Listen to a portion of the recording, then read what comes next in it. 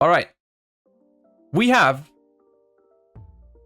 one solid starting point for Purrely, and that is a Gabriel Nets top 16 YCS Cancun deck profile. And like we did with Unchained yesterday, I just wanna go through this and maybe think about what's going to change going into the upcoming format. Because surely there's going to be a lot of cards in here where you change the way you look at them going into the new ban list. So let's just look at it. Give me a second. Here we go.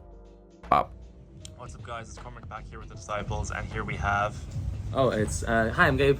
It's my deck profile from top 16 in Cancun. Yeah, that's where we are. So we just finished. Bro is traveling to so many events that he doesn't even know where he is right now. That's crazy. I got top 16. I was I was finished like 14th after Swiss. I won top 16 and lost top 30.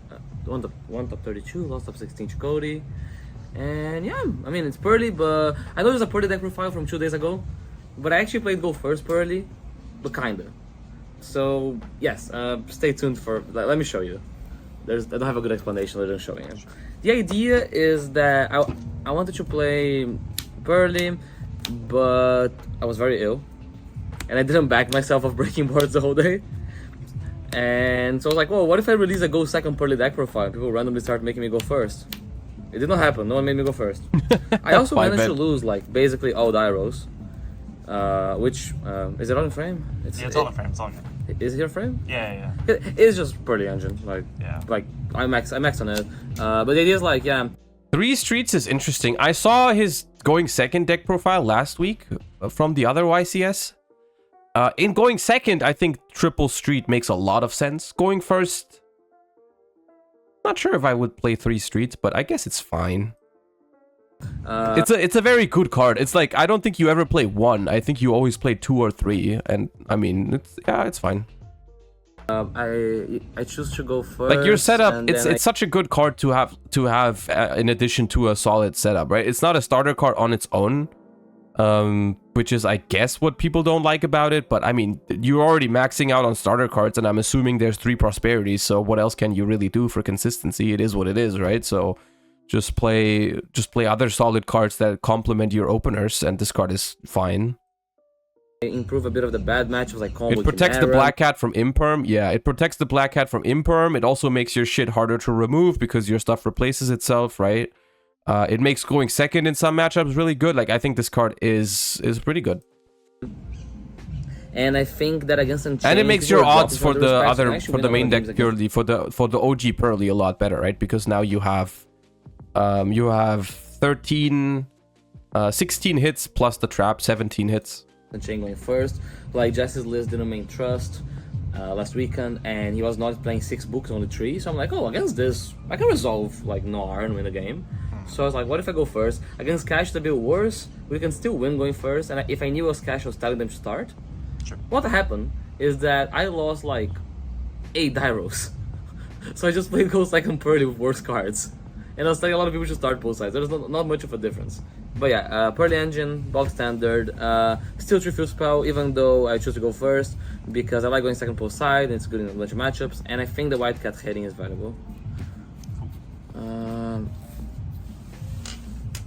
And then another thing that changed, I actually played 3 pots. I think I mentioned this last one. I'm just bad. I should have played 3 pots. There's less draw, so this always goes through. And it goes pretty well with the side cards.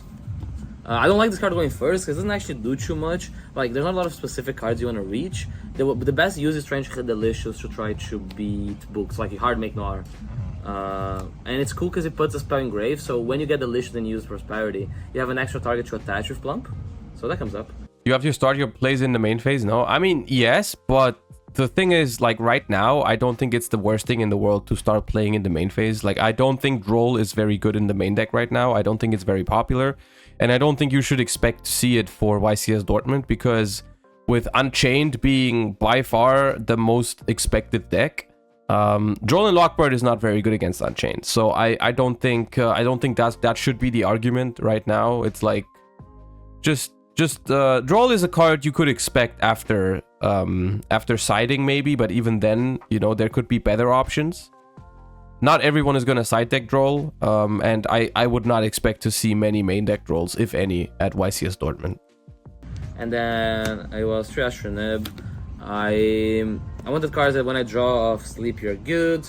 I think these are bad into good Unchained players, but I back that I can beat the bad ones by drawing Nib, and it was true. I think Ash is actually somewhat better into the good ones because you just hope with them like passing on, like they 2-card combo you when you back. I mean, Ash is okay against. I think Ash is okay against Unchained. Like it always forces them to have specific extenders, right? Actual trap and they pass.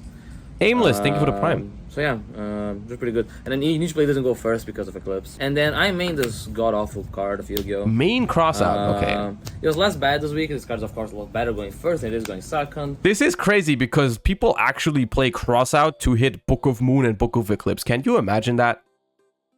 Can you imagine that shit? What timeline are we in? People are main decking crossout designator to call Book of Moon. That's crazy. Crossout the book. Moon Gang, thank you for the prime. Cool thing, I played Kang and then I put this in for Herald of the Abyss because that's his Noir out. Then I drew the Herald of the Abyss. Unlucky. As curse card. But I think you have to play and go first Purrely. Like, your deck actually breaks apart somewhat well, so sometimes this pairing straight for an Ash works well. I hated it less than I thought I would when submitting the list. And then 1 Moon, 2 Eclipse. So, I guess... I mean, this is cross-out ratios, right? 1 Talons, 1 this. So it's like cross-out variety targets. It's 41. In theory, you could just not main this Duster, just play 40. I kind of like the Duster, and there was one thing on the side deck and extra deck that I was unsure, so like I'll just play the Duster in the main, play 41. These are all good. Yeah, not mentioned. I don't have a lot to say. There's a lot more in-depth explanations on Purrely on the other deck profile. This is just a quick overview. This is still the same side deck. This is the same from last week. The Trust and the Storms and the Abyss. I really like it. So this is basically what I had in the main deck. Wait, was this 41? Because I'm counting 40. I'm building it on my secondary screen. What did I miss? Hold up. What did I miss in the main deck? Oh, talents.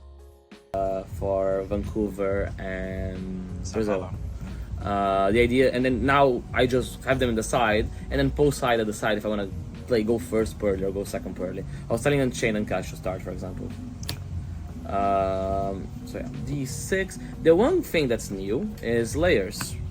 So I play 3 layers. Ooh, Slayer. This fucker, this one, and this. So the idea is that Slayer is like the biggest blowout you can have against Unchained. I remember last deck profile had some Bestials. Those are awful when they play into Trust for bad here. Slayer cleans up the... This is a big issue, is like, I like cards, like, while I do think there is very solid lines for Unchained to play around Nib and to play around Bestials, I still think overall they provide decent value. The fact that they play into Talons and Thrust is a big issue though, because a lot of the builds that I've been seeing for Unchained are literally maxing on Thrust and Talons. Like, Pack maxed out on Thrust and Talons for YCS Cancun. Like, literally 6 copies that super punish a Bestial or like a Nib play. If they, yeah, it is iffy. So like, it's looking like we're in this weird spot again where hand traps are kind of good, but a lot of decks are doing stuff to counter hand traps. So you want to go board breakers again, but then you might lose some win percentages against the combo decks because you don't have hand traps. So when they go first, they just kill you. It's gonna be an interesting thing to figure out. Link, and then you can use it to clean up the Exceed, or if you already have an Exceed out, you can hit a back row. They're okay for me whenever I drew. Didn't Pack say yesterday that Slayer doesn't really work against Unchained, or did I get that wrong? Slightly. Okay, Pack's argument was that Jesse and him were doing a line. I recommend you to check out Jesse's video on the specific line. I just want to briefly, to get it out there quickly. They are ending on they are making a slightly different play on turn 1 to play around Nibiru and to respect Bestials, and their standard line ends on just Wave King High Caesar, a set trap card, and the red dog in hand. Instead of having, they don't have Unchained Soul of Rage on the field, right? So Pack's statement was that line plays around Nibiru, and it is better into Ultimate Slayer because you don't have a Link monster, right? My argument against it is that I still think it's a good, like, I still think Ultimate Slayer is good against that board because you still shuffle away the XYZ, right? The Wave King Caesar. Like, it's still good. You're not sending a free +1 from the extra deck because there's simply no really good XYZ target for Ultimate Slayer. Like, even if you wanted to play one, there's only like Meteorologic Aggregator or whatever, right? But you still kill the most powerful thing they make, which is the Wave King High Caesar, right? It's like you just shuffle that back and they don't get the contract search because it doesn't go to the graveyard. So I think Ultimate Slayer still is really good against that opener. Yeah, it still is a high value card in this scenario. The only downside right now that I see to Ultimate Slayer, there's two downsides. The first downside is, of course, it needs extra deck spaces, like right here. Well, right here it's side deck spaces, but it's the same thing, right? You either have to sacrifice extra deck space, or you have to sacrifice side deck space to side in the extra deck monsters. It's not ideal. And the second issue is that it seems like you need to play the Evil Twin, which I don't like. I was hoping that with the release of Bucephalus and Garura, we wouldn't need a Link monster as a target for... we wouldn't need the Evil Twin as a target for Ultimate Slayer, because freaking playing a brick is awful. I guess in a deck like Purrely, it's okay, because you can discard it if you draw it. Not the end of the world, I guess. But still, it kind of sucks having to put an additional card that's a brick into your deck. They were good. The top 16, I drew it, and I got bad. I'm really scared of my non-engine losing the anti-spell, losing to anti-spell too. See, that's another layer of the issue, right? You see how you have to keep thinking about it and keep reiterating because, you know, oh, people are playing around Nibiru and people are playing around Druisworm and they play and that plays into Thrust. So I'm gonna play board breakers, but now some people are siding anti-spell, so if you go for board breakers, that doesn't work. So it's gonna be a challenge really when going into YCS Dortmund, where like you really have to try and predict what people are going to do, right? Because there's no right or wrong in these kind of situations, right? Because Ultimate Slayer can be an insane meta call for one event and can then be absolutely horrible for another event. Because you really need to observe meta trends. For YCS Dortmund, there's no meta trend to observe. It simply is not a thing. You can't. There's no big events before it. The only thing you can go off of is this one, which is a different format.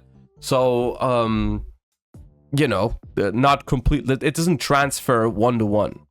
Here, so I lost anyway. But the card is meant to be good, and in this deck specifically, because you have Slayer, Trust, and 3 Prosperity, so you get to this Slayer a lot in the matchups it matters.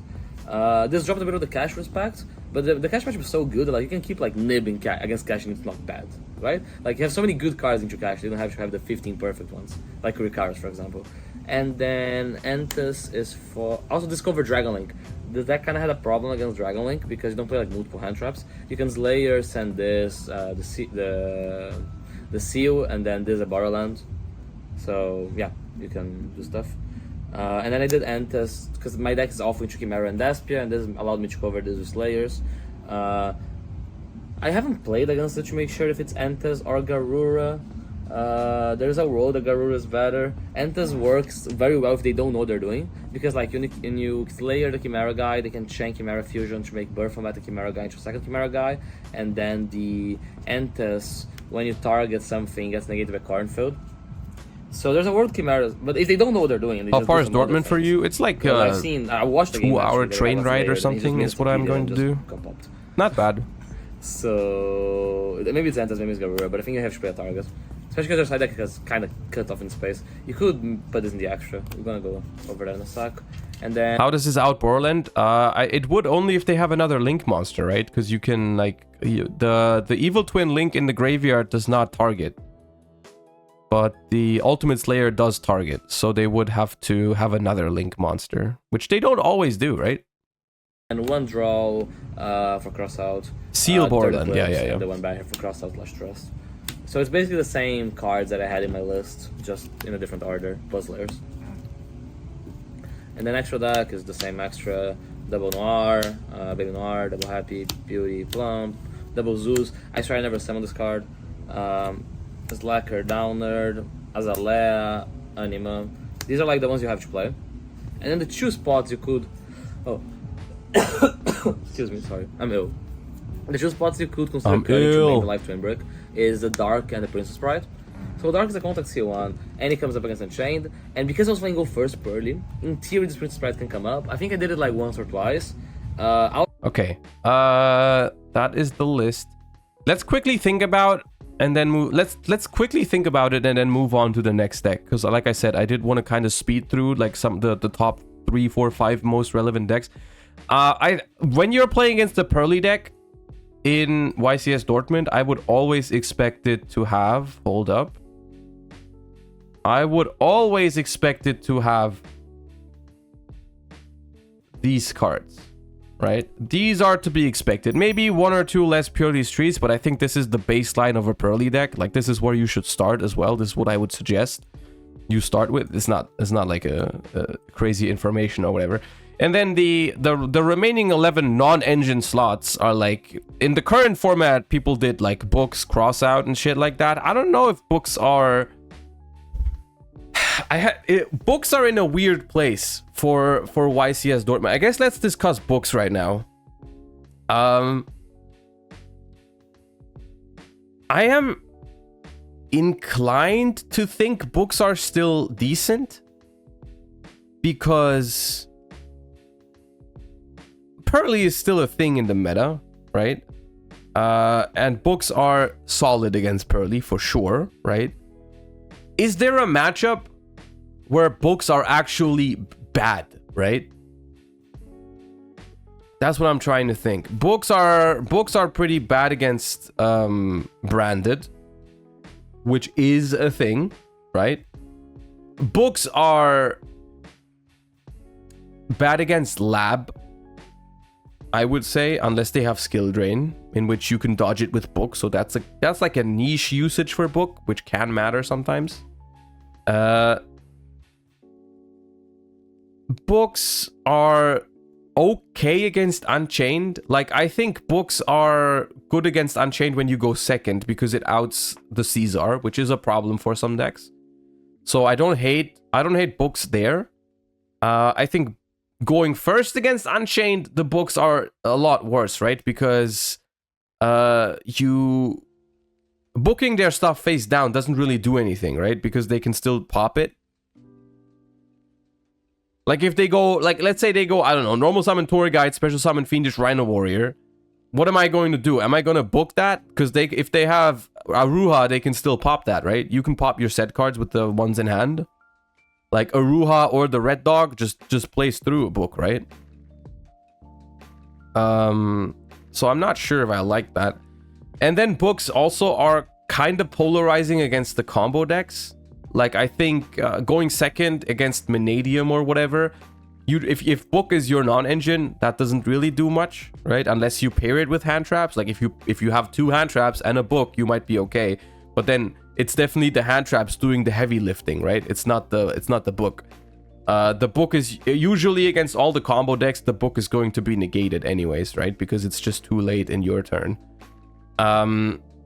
So yeah, books are kind of polarizing. I don't hate them, but I also don't think they're like amazing across the board, right? Because it's like I think the reason why, like, books are always okay cards, right?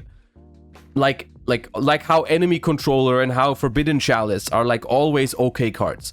But the reason why books were better in this format particularly than other options, right? Because you're always comparing like non-engine cards to other non-engine cards. You're always comparing what does a book do for me as opposed to what an extra hand trap does for me, or what a different type of board breaker like Talons does for me, or Thrust, or Called by the Grave, or a Kaiju, or whatever, right? You're comparing those. And the reason why books were so much better in this previous format than those other options was because they were really solid, but they also were by far the best way to just out a Rysart, right? And that argument being gone, doesn't make books bad, but it just makes them worse in comparison to other cards. And that's how I'm feeling about books right now.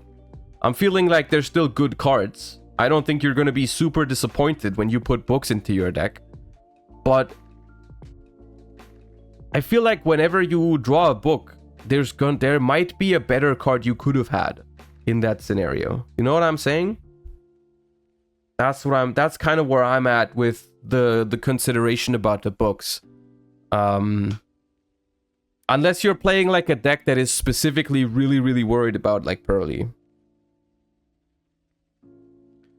Droplet isn't just insane for Purrely, for example. Droplet...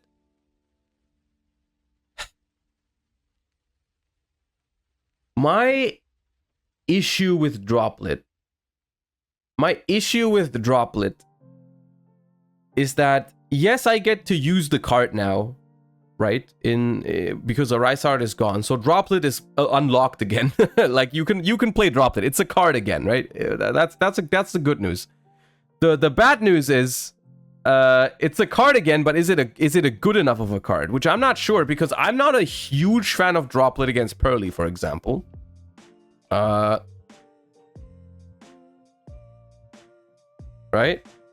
Like, Droplet is not very good against Purrely.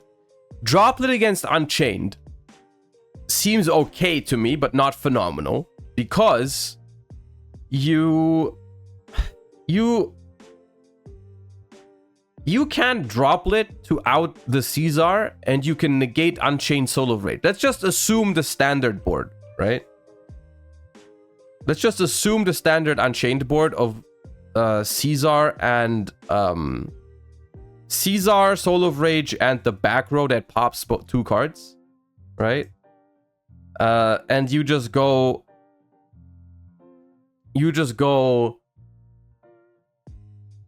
Droplet. You need to send 2 cards to negate both monsters.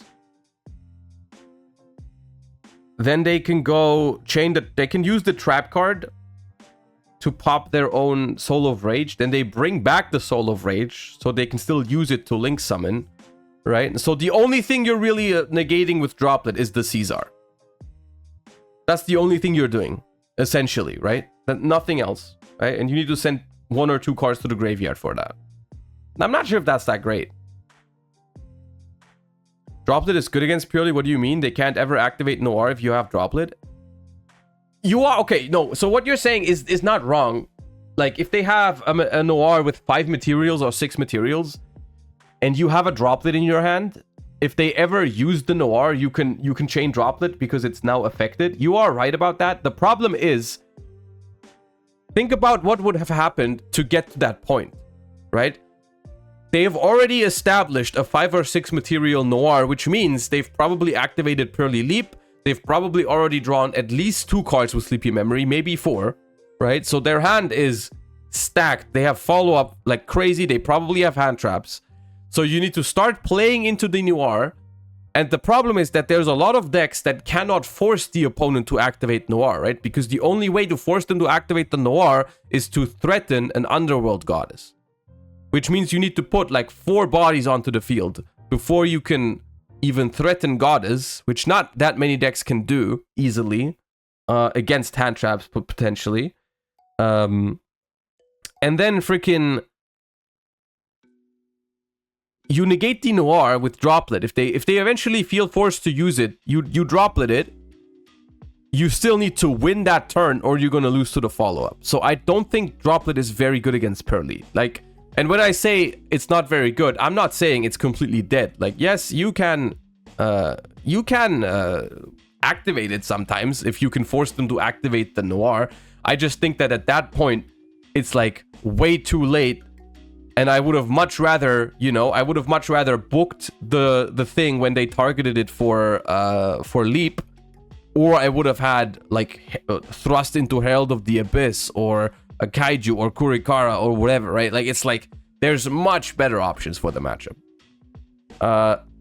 And when a card is not amazing, like when Droplet is not amazing against like Unchained and Purrely, I don't think it makes the main deck cut, does it? Like, those are the freaking right?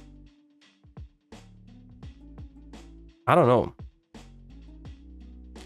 And there was something else I was going to say.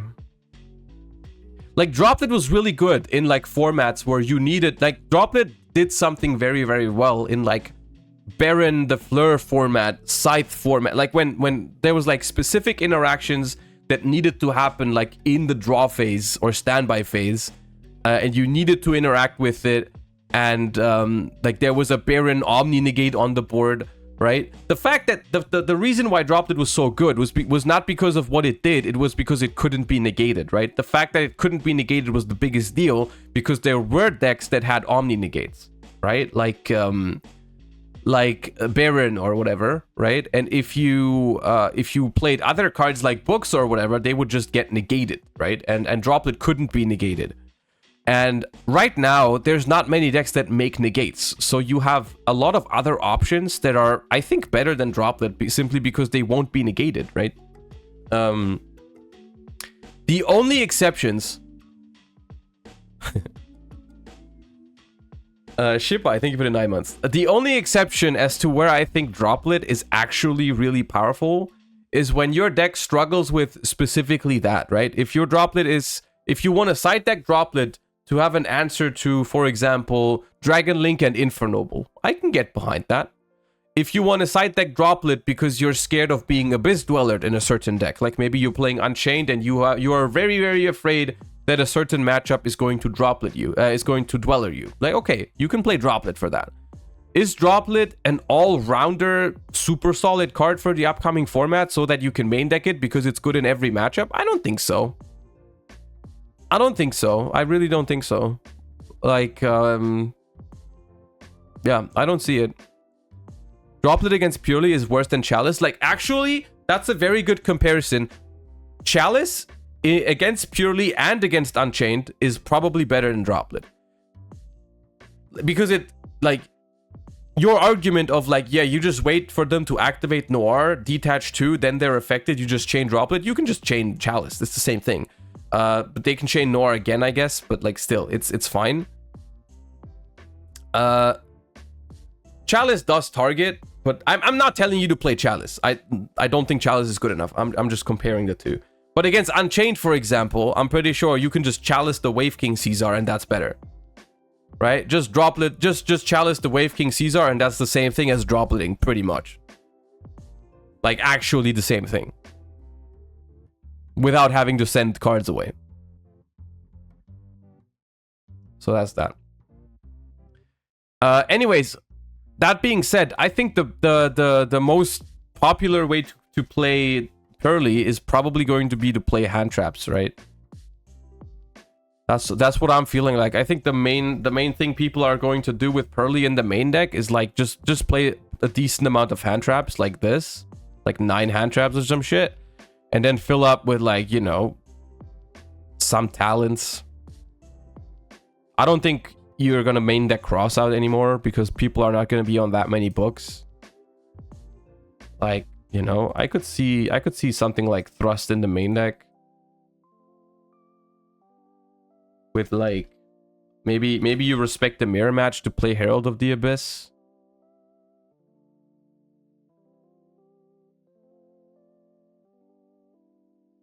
All right, something like this I could see.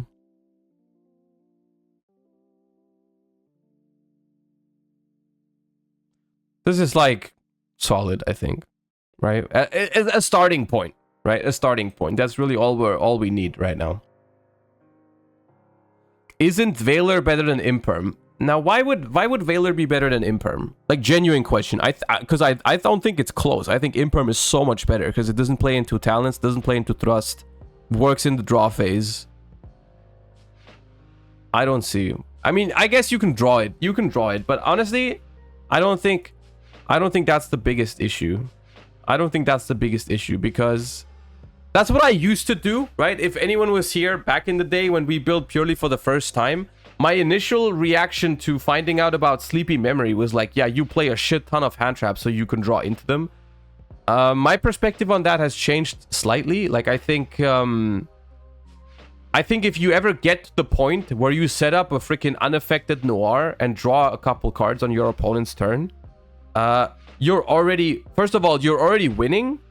And second of all, you are most definitely not dying 99% of the time. And so even if you draw a card that's like not a hand trap, rather like a board breaker or other non-engine, you can just use that on the next turn for the follow-up, right? Like, it's still fine. MFD1, thank you for the 2 months. I always prefer a Furniture Labyrinth. I've always thought that was the superior version. The only other card I really see people main decking is Fenrir. Fenrir seems to be popular. Like, if someone is not a fan of Thrust, you know, if you're not a fan of Thrust, you can play less Thrust and play some Fenrirs. Yeah. Or instead of Nib. Like, Nib, I'm still not sure how much I like it. I think at this point in time, I feel like it's... The Jesse video is probably popular enough. The point that people will know how to play around Nib with people will know how to play around Nib with Unchained, and people will probably do that because the line, honestly, the line that plays around Nib is just a very solid one. So yeah, but Nib is insane to draw off of Sleepy Memory, right? Like, when you go first, you make a Noir, you draw a Nib. There's nothing in the world that they can do pretty much to win the game. All right, Purrely done.